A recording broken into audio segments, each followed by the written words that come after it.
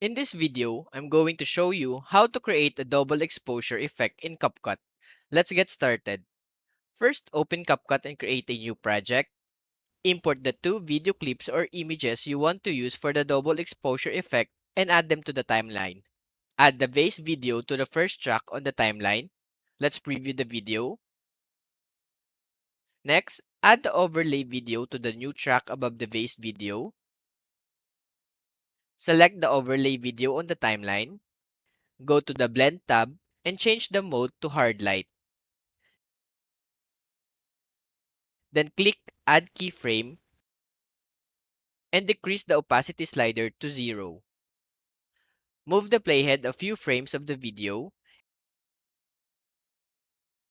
and go back to opacity and adjust the slider to 100%.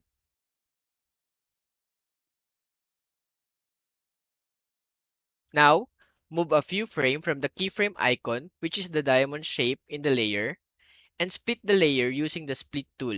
Then, move the layer above the second video layer and go back to blend, change the mode to normal, drag the edges of the layer a few frames backward, and move the playhead to its starting point.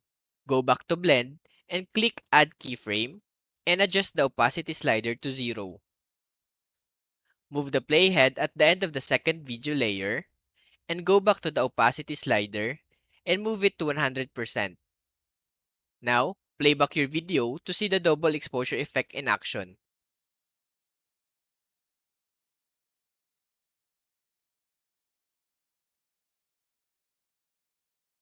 Cut the excess duration using the split tool. Once you're satisfied with the double exposure effect, click export. And that's it. You've successfully created a double exposure effect in CapCut. Thanks for watching and happy editing. If you find this video helpful so far, please consider subscribing to help YouTube algorithm show my videos to other nerds like us. Thanks!